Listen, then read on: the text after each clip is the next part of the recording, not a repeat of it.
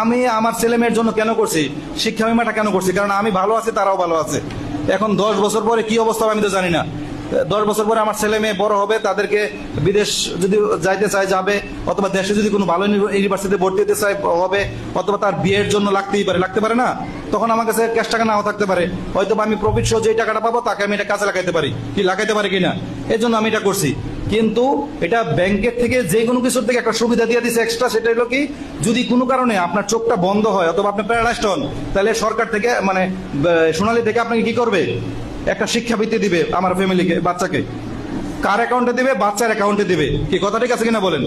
আমি যদি ফ্ল্যাট কিনে যাই অথবা ব্যাংকে এফডিআরও করি, এটা কিন্তু বেহাত হইতে পারে না? বেহাত হইতে পারে কিনা বলেন? কিন্তু ইন্স্যুরেন্সের টাকা কিন্তু বাচ্চার হাতে প্রতি মাসে মাসে বাচ্চার অ্যাকাউন্টে দিবে। বুঝতে পারছি? এবং বাবা যে টাকাটা জমা দিত এই টাকাটা, অথবা মা যে টাকাটা জমা দিত, মানে গার্জিয়ান যে টাকাটা জমা দিত, এই টাকাটা আবার কোম্পানি তার নামে দিয়ে যাবে। মেয়াদের পরে আবার বাবা যে টাকাটা, মা যে টাকাটা পাইতো, গার্জিয়ান যে টাকাটা পাইতো, এই টাকাটা তার বাচ্চাকে হাতে দিবে। তাহলে এটা কি মানে সিস্টেমটা কি ভালো না খারাপ বলেন তো?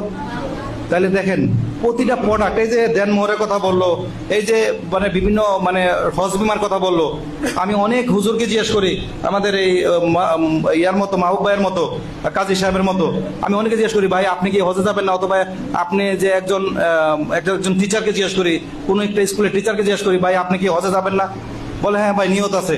আজ থেকে 10 বছর পরে যখন চাকরি শেষ হবে, অথবা একটু একটু টাকা জমিয়ে, অথবা উত্তরের জমিটা বিক্রি করে দিয়ে এক সময় যাব। তাহলে আমি বলছি, আপনি কি গাছ লাগাইছেন? মানে আপনি কি টাকা জমানো শুরু করছেন? বলে না, টাকা জমানো শুরু করে নাই। আমি বলছি আগে গাছ লাগান, আল্লাহ কবুল করবে তাড়াতাড়ি। কি ঠিক আছে কিনা বলেন তো? আমি যদি এখন প্রতি মাসে 2000 টাকা করে হজ বিমাটা করি, এটা 10 বছর পরে প্রফিট সহ ভালো একটা টাকা জমা হবে না? হবে কিনা? আল্লাহ না করুক, এর ভিতরে যদি কোনো খারাপ কিছু হয়, তাহলে আপনার কি আল্লাহ হজ কবুল করতে পারে না? তাহলে প্রতিটা প্রোডাক্টে কিন্তু নিট বেস প্রোডাক্ট। কথা কি বুঝতে পারছে কিনা বলেন? আপনারা যদি বুঝেন তাহলে অনেক ভালো জিনিস, আর না বুঝতে অনেক কিছুর সাথে মিলাই ফেলতে পারেন। কি ঠিক আছে কিনা বলেন? এই জন্য আপনারা ভালো করে বুঝেন। এখানে যদি বুঝতে না পারেন, ঢাকা অফিসে আসেন, যেহেতু এটা লাইফ টাইম ক্যারিয়ার। আমি 8 বছর এখানে আসছি সোনালীতে। আমি